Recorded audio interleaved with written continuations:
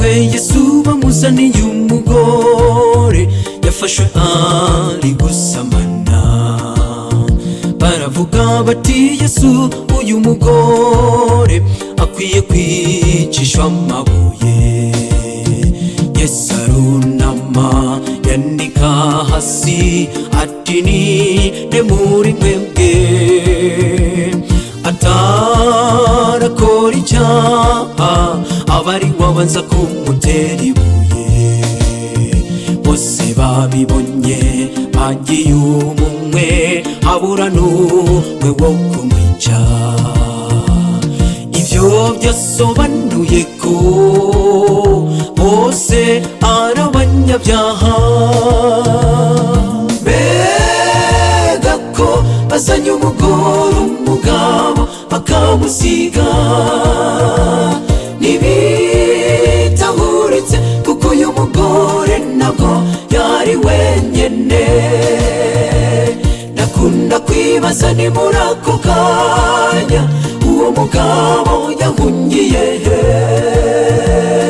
Mbega ko sakarenganyo kari kuzuye muri bo. Mbega ko bazanye umugore umugabo bakamusiga, ntibitahuritse kuko uyu mugore ntabwo yari wenyene. Ndakunda kwibaza ni muri ako kanya uwo mugabo yahungiye he? Mbega ko sakarenganyo kari kuzuye muri bo.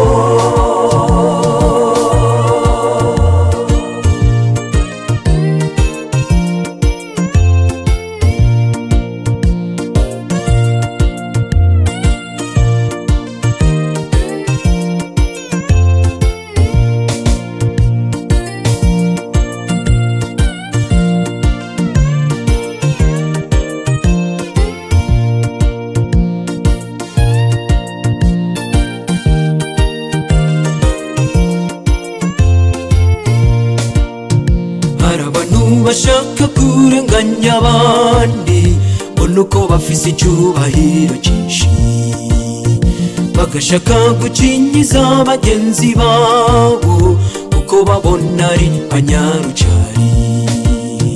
Uramenya yuko waremwe n'Uhoraho kandi uri kw'isi yiwe. Ivyo wigira byose Uhoraho arabibona. Ushaka wo kwitonda ugaca bugufi kuko urupfu rurakurindiriye. Eka kurenganya abandi kuko imbere y'Imana turangana. Mbega ko bazanye umugore umugabo bakamusiga, ntibitahuritse kuko uyu mugore ntabwo yari wenyene. Ndakunda kwibaza ni muri ako kanya uwo mugabo yahungiye he? Mbega ko sakarenganyo kari kuzuye muri bo. Mbega ko bazanye umugore umugabo bakamusiga, ntibitahuritse kuko uyu mugore ntabwo yari wenyene. Ndakunda kwibaza ni muri ako kanya uwo mugabo yahungiye he?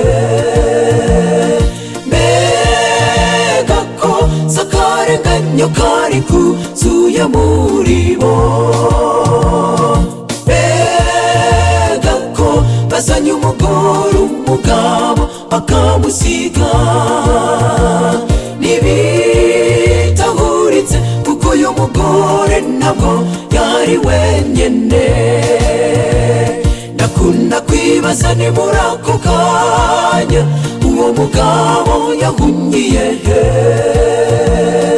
Mbega ko sakarenganyo kari kuzuye muri bo.